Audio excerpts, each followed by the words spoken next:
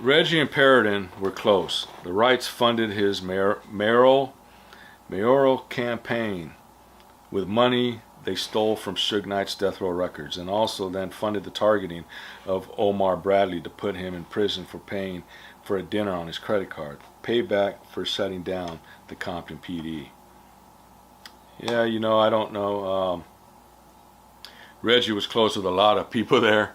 I don't know if it was Paradin too much, but I do know, he was very close with with the chief, at that time, and Huey.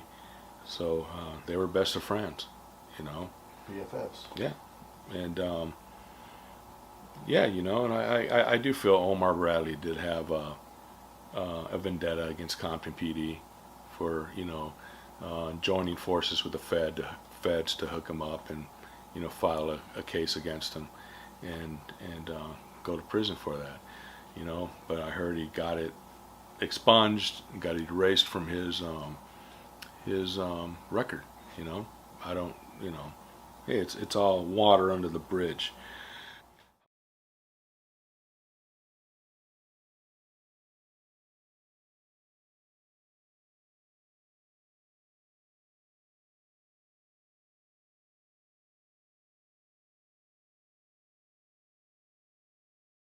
That information.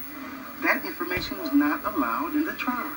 Bradley claims his demise was orchestrated by those who want corruption to flourish in Compton. It was the Patricia Moore case, which got me a lot of notoriety with respect to my involvement in Compton. It has been something that people were setting people up in Compton, from what I could see. I was very shocked that the United States government had entered into that community and spent so many years with such intensity trying to corrupt public officials.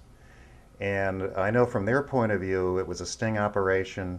It was designed to see if public officials would accept bribes, and they don't see themselves as corrupting people, but I thought they went really overboard in that case, and I was quite offended by it. They were harassing us. Our phones were being tapped. They were following us. They were sending various informants into our lives, women. There were over 600 surveillance tapes, video and audio, that were part of the Compton investigation that I was involved in, and I listened to all of them. I also had FBI prepared transcripts of those tapes. Many lawyers would have just looked at the transcripts because to listen to these tapes is very tedious. There are gaps and periods where there's confusion in the tapes, but I decided to listen to the tapes. And one Saturday night I was in my office, and I won't forget that. I put another audio tape into my machine, and it didn't sound like any other audio tape I had heard. I was invited to a dinner, and Omar Bradley and I were invited to a dinner. And we went to the dinner, and when we went to the dinner, they had some people there, and my own cousin, Reverend Fisher. It was supposed to be a dinner for him.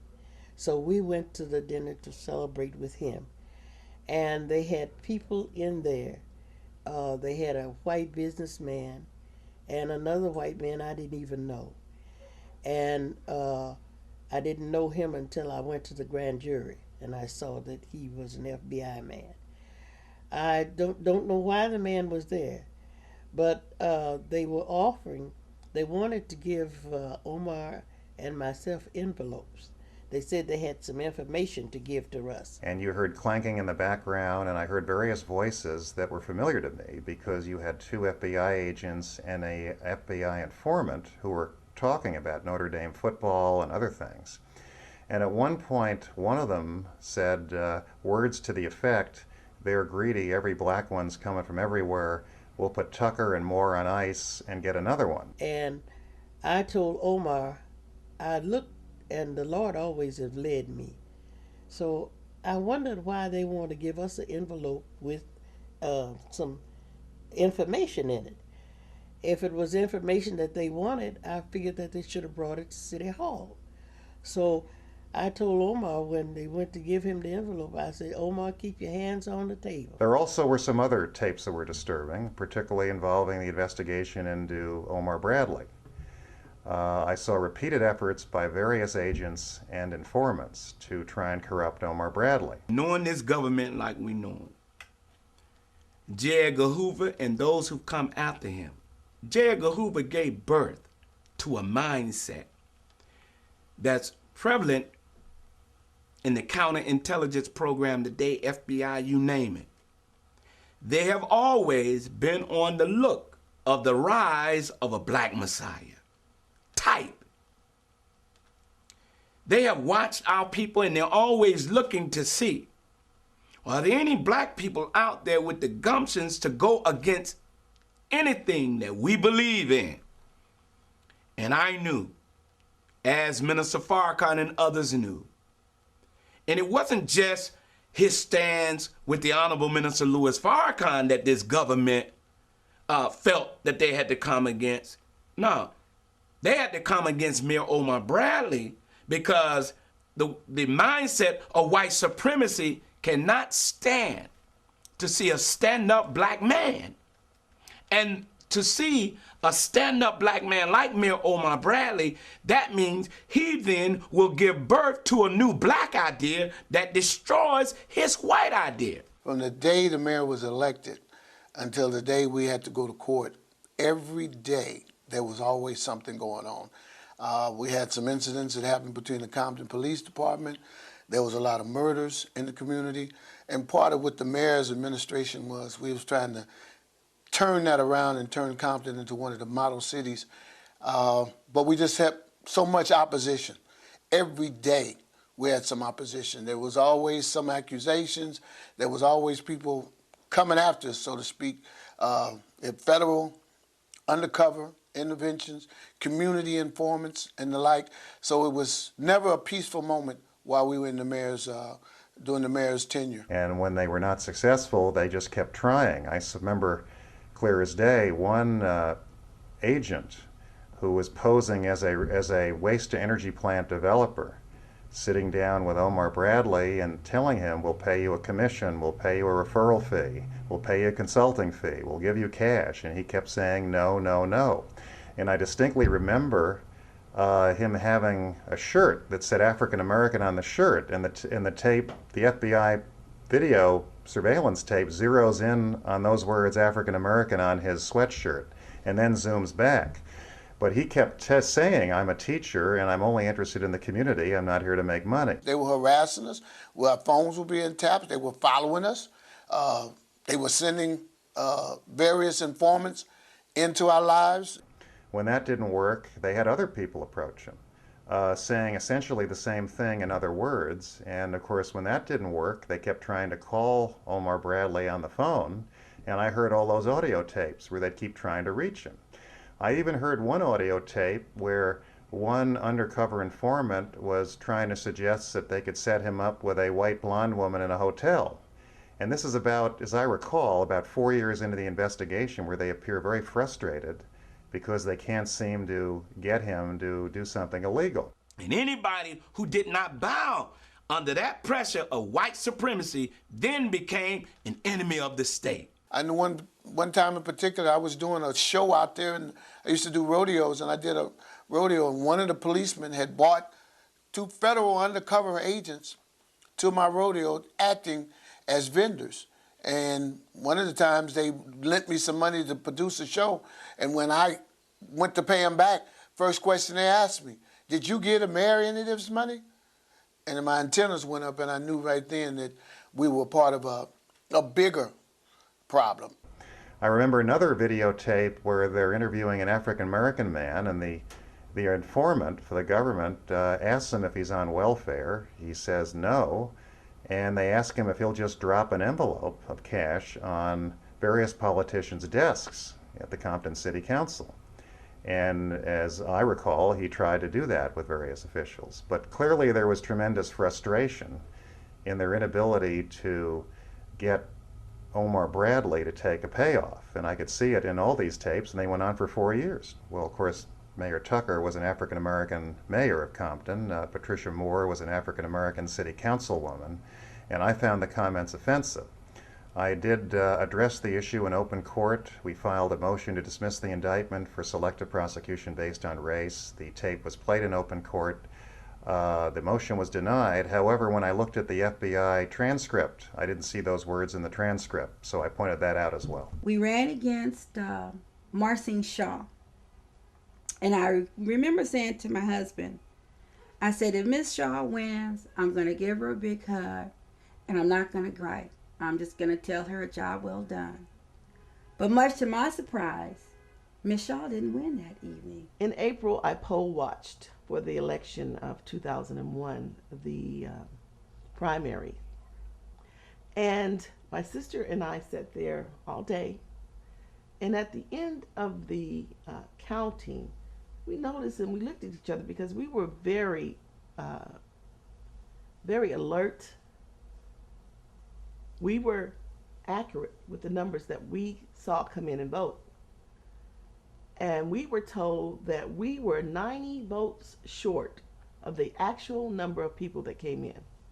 Now, I can see maybe 5, but 90 was impossible. So I knew then that something was wrong with the election, that something was going to happen in the election. And I wish that at that time that I could have talked to him more about it, because he was so preoccupied that he didn't understand that these people are going to cheat. They've already started. We were entering into a runoff with someone else. That primary election resulted in Eric Perridan being the candidate which ran against Omar. There was so much wrong with the election. I was absolutely incensed. When I looked at some of the documentation and some of the atrocities that took place in this case, I was appalled. Our research showed that dead people were voting. We had situations where ballot boxes were stuffed. We found that non-citizens voted in large numbers. We had situations where people that weren't even alive were voting. There were also a number of people who weren't registered citizens of the United States that voted in the election. Something was fishy in the state of Denmark, and the smell was starting right then. We found evidence that people from the opposition, the new mayor, had guns. They swore they had permits for these guns. On election day, we were at Caldwell Elementary, and at that time, we were out passing out literatures to voters, asking for support for our candidates. And at that time, we were confronted by about 12 individuals. They got out of the car yelling. They were threatening. A couple of them even brandished weapons, raising up their shirts, showing me weapons, threatening. And the current mayor, Eric Perridan, was with them. And he threatened me himself. He told me that there would be severe repercussions for supporting his opposition. And he told me that he wouldn't stop until he see myself and my family in the street. Those were some of the legalities. The amount of things that were wrong were incredible. One of the side points of the trial was that Leslie Irving testified that she had registered people to vote, and it was subsequently proven that she had illegally registered and voted for illegal aliens by means of deception. When the judge found out that she had done this and had perjured herself on the witness stand, she declared that Leslie Irving would never be allowed to run for political office in the state of California again. What's interesting about this is because this is the same person that the state administrator had appointed to the school board seat and that I tried to block and was subsequently arrested for. Now, this is the type of person that he wanted to sit on his school board.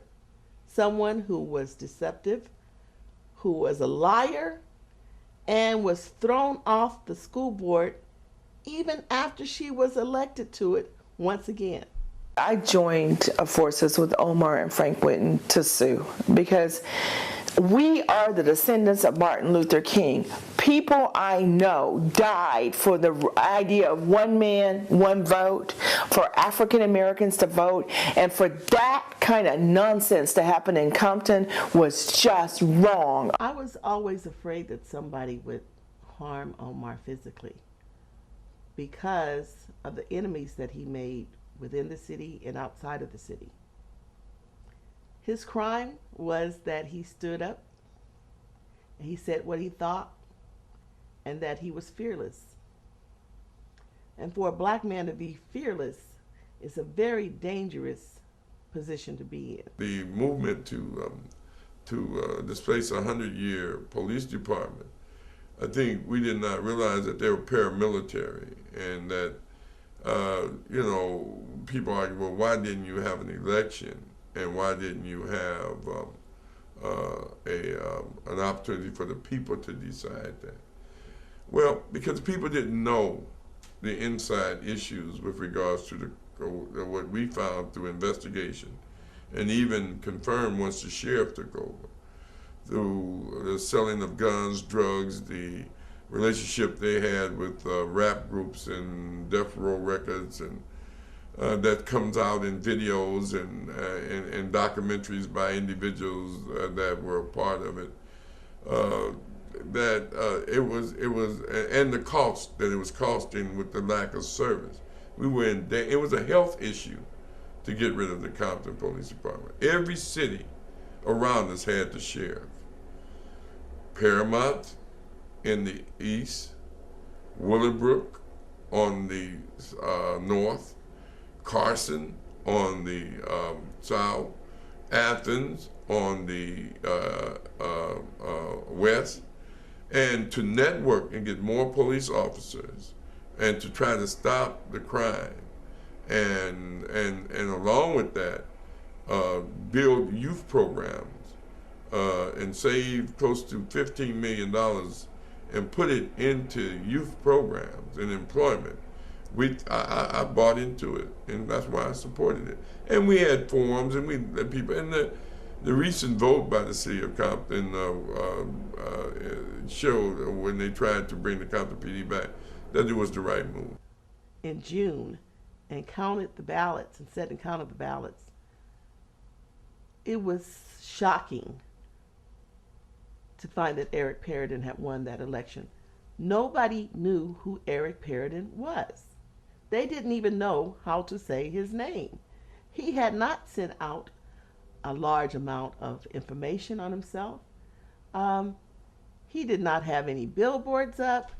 It was people at my school who lived in Compton said, "Eric who?"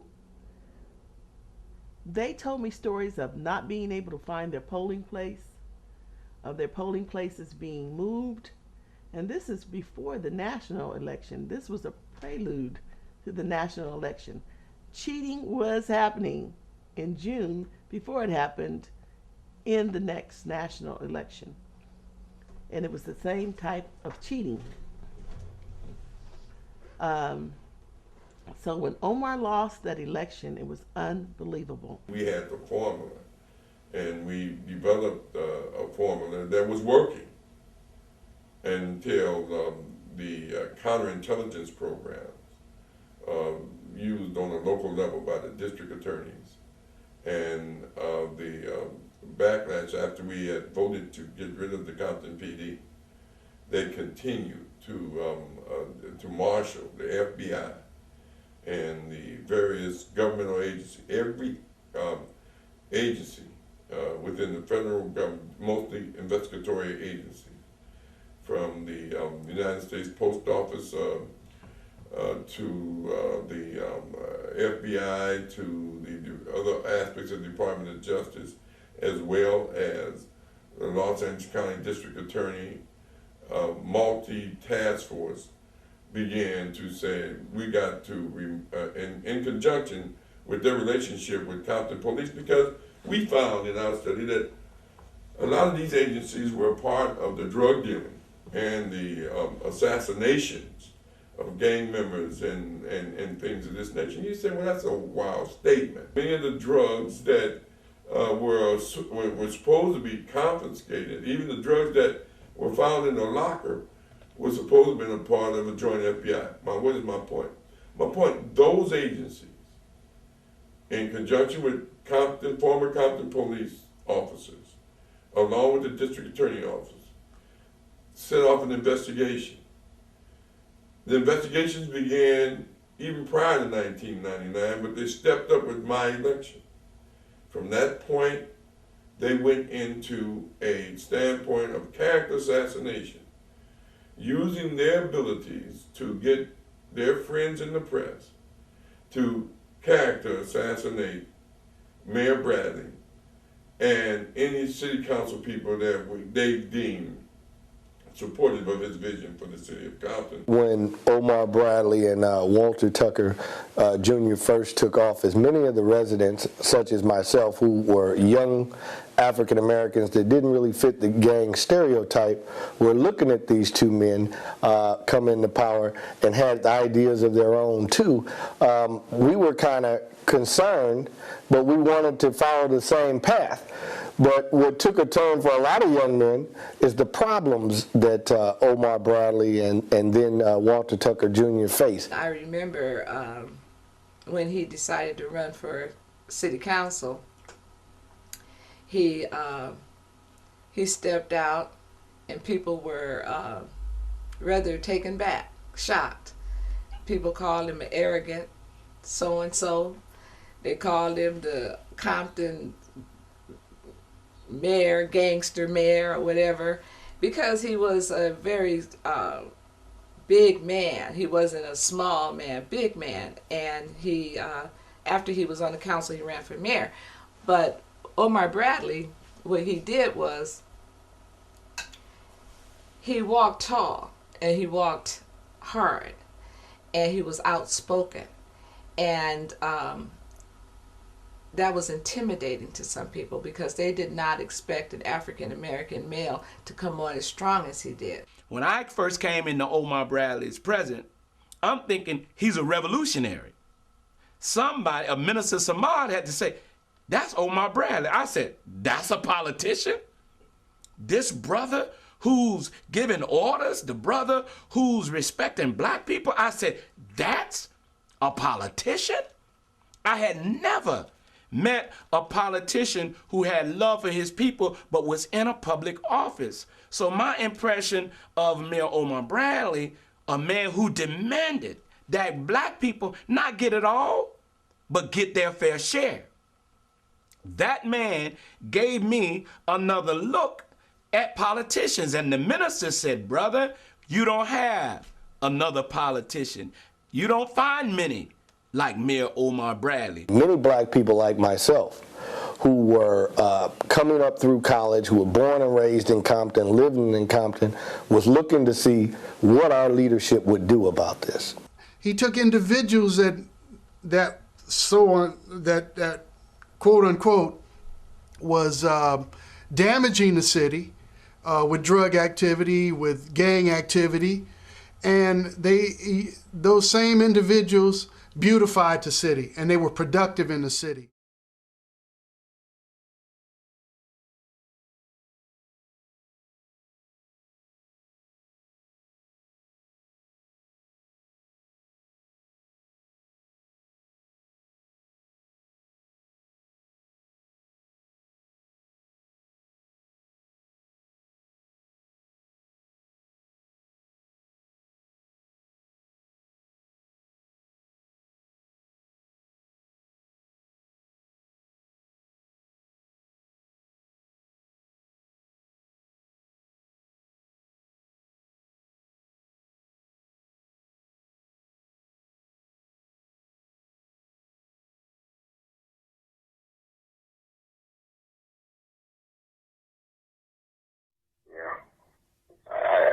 I love how you niggas just think I'm just a big old fat nigga walking around wearing a G-string or some shit.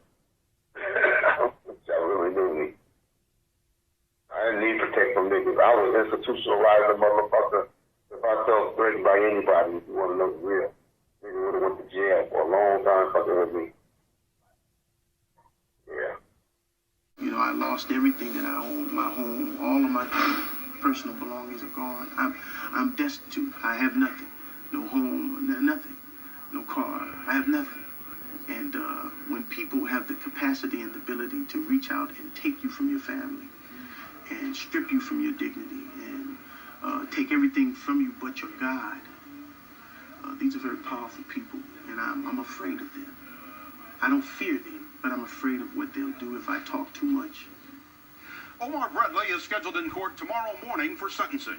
Prison officials have recommended probation, but Bradley could face a sentence of up to 4 years. Yeah, you know, and I do feel Omar Bradley did have a vendetta against Compton PD for, you know, joining forces with the feds to hook him up and, you know, file a case against him and go to prison for that, you know. But I heard he got it expunged, got it erased from his record, you know. I don't, you know, hey, it's all water under the bridge.